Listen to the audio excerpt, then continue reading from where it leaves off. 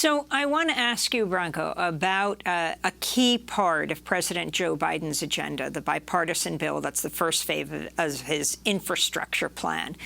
This week, the Senate is working on amendments to the Infrastructure Investment and Jobs Act, which calls for spending $555 billion in new money over 5 years on the country's roads, bridges, water systems, and broadband and the electric grid.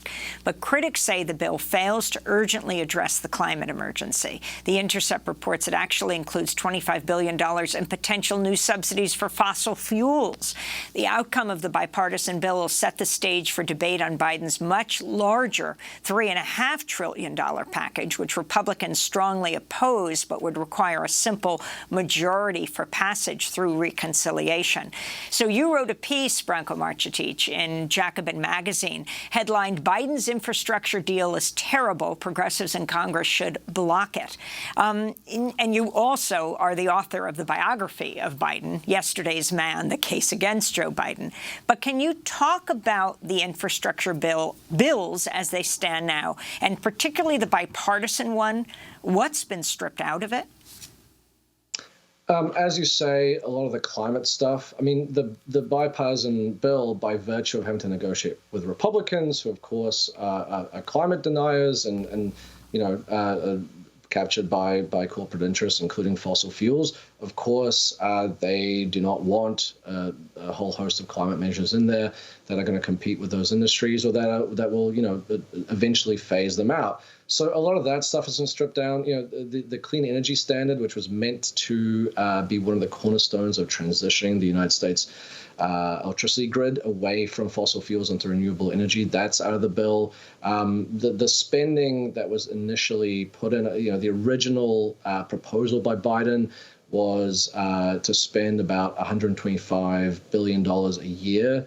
That has gone out. There's still things in there, don't get me wrong. There's, I think, about $66 billion for passenger rail. There's investments in renewable energy and that kind of thing. So it's not nothing, but the numbers are substantially smaller than they were in the original proposal. And the issue there is, overcoming climate change requires a mind-boggling transformation of not just the energy system, but really the way that we live our lives, the way that we structure society. It requires a really, really massive investment of money to do this.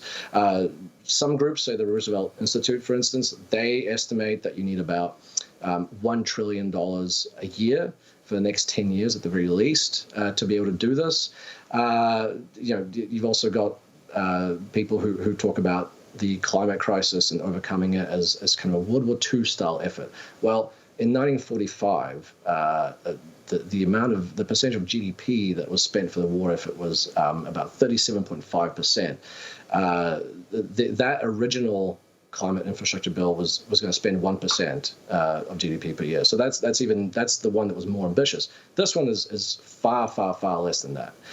So I think the climate issue is probably the biggest thing that's not in there. But you've also got a whole host of things that are in the $3.5 trillion one that the Senate is trying to pass that are not in this bipartisan bill because I guess they were not considered by Republicans and some of the more conservative Democrats who are negotiating this bipartisan bill as infrastructure. So that includes universal pre-K, that includes free community college, and other things like that, things that are not physical infrastructure. They're not bridges and roads, but they are key to how the economy functions. You need educated workers to be able to have a good functioning economy. You need your people's kids to be taken care of, to have somewhere to go so that people can go to work and not have to think about what they're going to do in terms of childcare. So all of those things are missing from the bipartisan bill. So, if that is the only thing that gets passed, given the slim majorities, given the what's on the horizon in 2022, it's going to be very difficult for Democrats to actually hold the House and the Senate. If this doesn't get passed, it will be looked at as a massive missed opportunity that we will really regret, I think, in years to come. But then in terms of being able to accomplish both the bigger bill through budget reconciliation and this infrastructure package, how do you foresee that actually happening? And what is the role of progressives in that situation? For instance, if the progressives do try to block infrastructure, do you think they will have sufficient leverage to get what they want in the reconciliation bill? Well, yeah, it's tricky. So Biden has said that they're going to pass both bills in tandem. The Senate leadership and other Democratic leadership, they've said as much as well. At the moment, the idea is to pass first the bipartisan bill in the Senate, send it to the House, and then after that, just before the Senate goes in recess, to pass basically the framework for the bigger $3.5 trillion reconciliation bill, which also will then go to the House. Now, the issue is, can progressives trust that if they vote for this bipartisan bill, that they won't have the rug pulled out under them, either by the Biden administration, which has already dropped a number of pretty significant campaign promises, including the public option, which never gets talked about anymore, and by conservative lawmakers, people like Joe Manchin and Kristen Sinema, who has already said, 3.5 trillion, that's way too much money for me, I'm not going to support that. Can they trust that?